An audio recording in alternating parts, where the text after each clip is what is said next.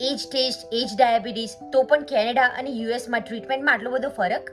જેસ્ટેશનલ diabetes હોય ત્યારે Canada અને યુએસની ટ્રીટમેન્ટનો કમ્પેર કરીએ તો ઘણો બધો ડિફરન્સ જોવા મળે છે. તો આજે મોમની ટુગેધરમાં હું નર્સ મોમ અને હું એન્જિનિયર મોમ. આપણે જોઈશું કે શું શું ડિફરન્સ હોય છે અને તમારી માટે શું જાણવા જેવું છે આમાં. અને પ્લીઝ વિડીયોમાં છેલ્લે સુધી જોતા રહેજો, બીકોઝ અમે તમારી જોડે એક બોનસ ટીપ શેર કરવાના છીએ કે it could B life saving for your newborn baby. So please stay till the end. તો લેટ્સ ગેટ સ્ટાર્ટેડ. કેનેડાની અંદર જીટીટી ટેસ્ટ એટલે ગ્લુકોઝ ટોલરન્સ ટેસ્ટ જેસ્ટેશનલ ડાયાબિટીસમાં કરવાનો હોય. એમાં નોર્મલી ડૉક્ટર બ્રેકફાસ્ટ પહેલાંનો એટલે ભૂખ્યા પેટનો એક કરવાનો, પછી ગ્લુકોઝ ડ્રિંક પીવડાવીને એના પછી 1 અવરે ટેસ્ટ કરે, પછી 2 અવર પછી કરે અને 3 અવર પછી, એમ 3 સિરીઝ ટેસ્ટ થાય. અને જ્યારે યુએસમાં જીટીટી ટેસ્ટ તો થાય જ છે 7મા મહિને, બટ પહેલાં એ લોકો 1 આવરનો ટેસ્ટ કરીને તમારું રીડિંગ લે. જો રીડિંગ તમારું હાઈ આવ્યું તો જ એ લોકો તમને પ્રિફર કરે કે તમે 3 અવર ટેસ્ટ કરો ટુ સી કે તમારે જેસ્ટેશનલ ડાયાબિટીસ છે કે નહીં. અને જો 2 કાં તો 2 કરતાં વધારે રીડિંગ હાઈ આવે તો તમે ડાયગ્નાઇઝ થયા છો જેસ્ટેશનલ ડાયાબિટીસ માટે. એ રીતે યુએસમાં વર્ક થાય છે. હા, અને હવે કેનેડાની અંદર જ્યારે જેસ્ટેશનલ ડાયાબિટીસ ડાયગ્નોઝ થઈ ગયું, હવે ખબર પડી ગઈ કે ડાયાબિટીસ છે પ્રેગ્નન્ટ મધરની, તો પ્રેગ્નન્ટ મધર જે ઓબી કાં તો ગાયનેક ડૉક્ટર જોડે વિઝિટ માટે જતા હોય ત્યાંથી તેમને ડાયરેક્ટ રેફર કરી અને હાઈ રિસ્ક ઓબી એટલે હાઈ રિસ્ક પ્રેગ્નન્સીમાં કાં તો કોઈ સ્પેશિયાલિસ્ટ હોય હાઈ રિસ્ક ગાયનેકના ત્યાં એમને ટ્રાન્સફર કરી દે પેશન્ટને. અને એમાં કેનેડાની અંદર nurse practitioner, doctor plus dietitian involve થાય, જેમાં તે આપણા બધું ઓવરઓલ હોલિસ્ટિક એપ્રોચથી આપણે શું ખાઈએ છીએ, કઈ રીતે એક્સરસાઇઝ કરવાની, કયો ડાયટ પ્લાન, કયું કલ્ચર આપણું, એ રીતે બધું કવર કરી અને આપણા માટે ટ્રીટમેન્ટ પ્લાન બનાવી. જ્યારે યુએસમાં તમે જ્યારે ડાયગ્નાઇઝ થાવ છો જેસ્ટેશનલ ડાયાબિટીસ માટે, ત્યારે તમને નેક્સ્ટ પ્રેક્ટિશનર આવીને તમને like pamphlet kind of thing કે જેમાં બધું ડાયટ હોય એવું પેમ્પલેટ આપે. અને જો તમારે ડાયટિશિયનની હેલ્પ જોઈતી હોય તો you have to ask, they do not offer. Yes. અને પછી કેનેડામાં વન્સ બધા જોડે ફોલોઅપ થઈ જાય પછી ડૉક્ટર નોર્મલી પ્રેગ્નન્ટ મધરને 3 થી 4 વાર શુગર માપવાનું કહેતા હોય છે. તો શુગર માપવા માટે ગ્લુકોમીટર ડૉક્ટર જે સજેસ્ટ કરે એ આપણે ફાર્મસીમાંથી જઈને બાય કરવાનું હોય.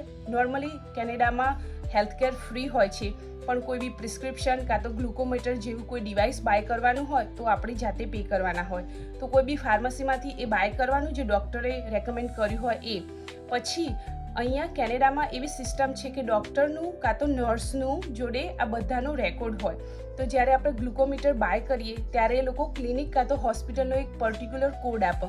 એ કોડ એ ગ્લુકોમીટરમાં આપણે નાખવાનો હોય અને એનાથી આપણે જેટલા રીડિંગ લઈએ દિવસ દરમિયાન એ બધા રીડિંગ એ ડૉક્ટરની ઓફિસમાં ડાયરેક્ટ ટ્રાન્સફર થઈ જાય. તો એની એફિશિયન્સી વધી જાય. ક્યારે આપણે ખોટું રીડિંગ લખી કાઢીએ કે બીજા કંઈ એવા પ્રોબ્લેમના લીધે ખોટું રીડિંગ ત્યાં ના જાય. જે રીડિંગ આપણું મોનિટર અહીંયા બતાવે તે રીડિંગ ક્લિનિકમાં બી ડૉક્ટર બતાવે. જ્યારે યુએસએમાં તમારે જ્યારે ગ્લુકોમીટર બાય કરવાનું હોય તો ડૉક્ટર રેકમેન્ડ કરે, but you don't have to buy a particular kind of glucometer. તમે કોઈ પણ ડિફરન્ટ કંપનીનું ગ્લુકોમીટર બાય કરી શકો છો. અને ઓલ્સો જ્યારે તમે પ્રિસ્ક્રિપ્શન ડૉક્ટર કરી આપે તો ટોટલ પ્રિસ્ક્રિપ્શન બધું જ પ્રેગ્નન્સી મેડિકેડ થ્રુ કવર થઈ જાય છે. અને જો તમારે એનો વિડીયો અલગથી જોવો હોય તો આ લિંક અહીંયા છે કે તેમાં તમે ડિટેલમાં જોઈ શકો છો કે પ્રેગ્નન્સી મેડિકેડ યુએસમાં અપ્લાય કઈ રીતે કરવાનું. તો ગ્લુકોઝના રીડિંગ જ્યારે યુએસમાં તમારે રેકોર્ડ કરવાના હોય છે ત્યારે એ લોકો તમને એક પેપર લોગ આપે કે જેમાં તમારે બધા શુગરના રીડિંગ ચેક કરી અને લખવાના હોય છે. તો મારા કેસમાં એવું થતું હતું કે જ્યારે કોઈ રીડિંગ હાઈ આવ્યું તો એને રાઉન્ડ અપ કરીને થોડું ઓછું કરીને ખોટું લખી દેતી હતી. તો એમાં થાય એવું કે તમે ખોટું લખી દો તો તમને કોઈ ઇન્સ્યુલિનનો ડોઝ કે ગમે તે તમારું ડૉક્ટર સજેસ્ટ કરે નહીં. તો you have to be really honest with your self.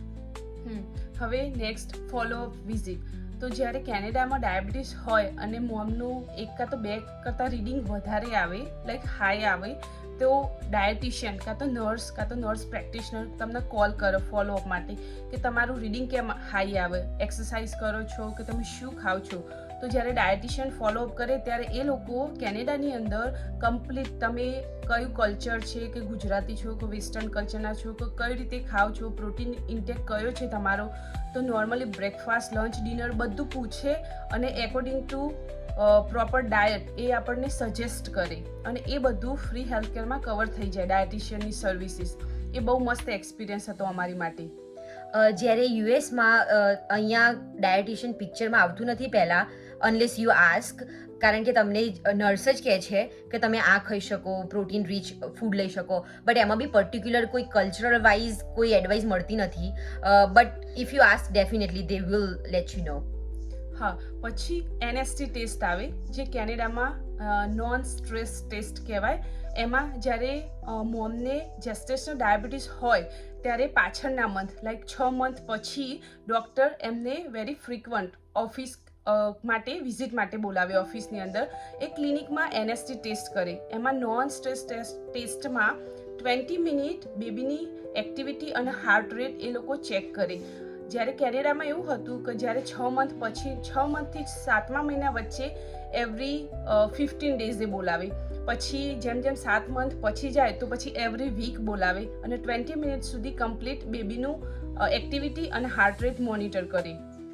જ્યારે યુએસમાં NST ટેસ્ટ સિમિલર જ છે, 20 મિનિટ સુધી બેબીની હાર્ટબીટ ચેક કરવાની અને એક્ટિવિટી ચેક કરવાની, બટ ફ્રીક્વન્સી અહીંયા થોડી વધારે હોય છે. લેટ્સ સે તમે એકવાર ઇન્સ્યુલિન સ્ટાર્ટ કર્યું પછી એ લોકો તમને 15 ડેથી સ્ટાર્ટ કરાવડાવે, પછી વીક, અને જ્યારે તમે 9મા મહિનામાં પહોંચી જાઓ ત્યારે તો ટ્વાઇસ અ વીક તમને જવાનું રેકમેન્ડ કરે છે, just to see everything is okay. Yes. પછી જ્યારે કેનેડાની અંદર મોમ ડાયટ કાં તો એક્સરસાઇઝથી જે શુગર કંટ્રોલ ના કરી શકે તો કેનેડામાં જ્યારે ટ્રીટમેન્ટ માટે ઓનલી ઇન્સ્યુલિન જ આપે. ઇન્સ્યુલિન ઇન્જેક્શન જ એક ઓનલી ઓપ્શન છે જેસ્ટેશનલ ડાયાબિટીસ મોમ માટે કેનેડાની અંદર. જ્યારે યુએસમાં જ્યારે તમે ડાયગ્નાઇઝ થાઓ જેસ્ટેશનલ ડાયાબિટીસ માટે અને તમારી ડાયાબિટીસ ડાયટ કંટ્રોલ નથી, તો અહીંયા તમને 2 ઓપ્શન મળે. કાં તો તમે મેડિસિન પણ લઈ શકો છો, કાં તો પછી તમને ઇન્સ્યુલિન પણ મળી શકે. તો એ લોકો તમને પૂછે કે which option do you wanna go with. હવે એક વસ્તુ જે સિમિલર છે કેનેડા અને યુએસમાં એ છે ઇન્ડક્શન એટ 39 વીક.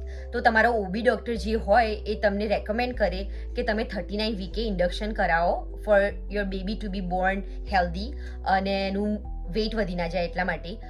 તો ઇન્ડક્શન કહેવાય કોને? તો તમે હોસ્પિટલમાં તમને પર્ટિક્યુલર ડેટ આપે એ ડેટે તમારે જતું રહેવાનું અને એડમિટ થઈ જવાનું. Now it's time for the bonus tip. Gestational diabetes હોય તો આપણને ખબર છે કે બહુ બધી કોમ્પ્લિકેશન હોય. એમાંની સૌથી સ્કેરી કે બેબી જ્યારે બોર્ન થાય ત્યારે એનું શુગર ડ્રોપ થઈ જતું હોય છે. તો અમે કેનેડા કે યુએસમાં આવી ક્યારેય એડવાઇસ મળી નથી, પણ અમે તમારી જોડે શેર કરીએ છીએ જે અમને પાછળથી જાણવા મળી. એ એડવાઇસ એ છે કે જ્યારે તમને 7મા મંથ આજુબાજુ હોય ત્યારે તમારા બોડીમાંથી કોલેસ્ટ્રોલ, તો બ્રેસ્ટ મિલ્ક થોડું થોડું પ્રોડ્યુસ થવા લાગે. તો એ એડવાઇસ એ છે કે જે થોડું જે ઇવન ડ્રોપ્સ હોય લાઈક 5 ડ્રોપ્સ કે 10 ડ્રોપ્સ જેટલું બ્રેસ્ટ મિલ્ક કાં તો કોલેસ્ટ્રોલ તમારે આવતું હોય તો એને એક સિરિંજમાં લઈ સ્ટોરેજ કરી દેવાનું અને ફ્રીજમાં ફ્રીઝરમાં મૂકી દેવાનું. અને જ્યાં સુધી 9 મંથ થાય ત્યાં સુધી જેટલું ભેગું કર્યું હોય અને જેટલું સ્ટોર કર્યું હોય એને લઈ અને જ્યારે તમારે ઇન્ડક્શન માટે કાં તો હોસ્પિટલ જવું પડે ત્યારે જોડે લઈ જવાનું. હવે બેબી જ્યારે બોર્ન થાય અને કોમ્પ્લિકેશન થાય કે બેબીનું શુગર ડ્રોપ થવા લાગી છે અને બેબી સરખું ફીડ નથી કરી શકતું કારણ કે નવું લર્ન જ કરતું હોય બેબી એટલે એને વાર લાગે, તો તમે જે સ્ટોર કરેલું બ્રેસ્ટ મિલ્ક બહુ જ લાઈફ સેવિંગ થઈ જશે અને ત્યારે તમે બેબીને આપી શકો. તમારે કોઈ બહારનું ફોર્મ્યુલા કે બીજું કોઈ મિલ્ક આપવું નહીં પડે અને એ તમારું જ બ્રેસ્ટ મિલ્ક તમારા બેબી માટે વેરી બેનિફિશિયલ થઈ જશે. તો વેરી ઇમ્પોર્ટન્ટ ટીપ છે કે 7 મહિના પછી જે કોલેસ્ટ્રોલ આવતું હોય એને સ્ટોર કરી રાખવાનું અને સ્ટોર કરવા માટે બ્રેસ્ટ મિલ્કને ફ્રોઝન કરવાનું હોય અને કેટલા ડિગ્રીએ ફ્રોઝન કરવાનું એ બધું અમે તમારે જાણવું હોય તો અમે કમ્પ્લીટ વિડીયો બનાવીશું. તો અમારો ગોલ એક જ છે કે અમારા એક્સપિરિયન્સથી તમને થોડી ઘણી હેલ્પ થઈ શકે. તો હવે તમારે કોઈ પણ ટોપિક પર જેમ કે NST શું છે, ઇન્ડક્શન શું છે એના વિશે જાણવું હોય તો પ્લીઝ કમેન્ટ અસ.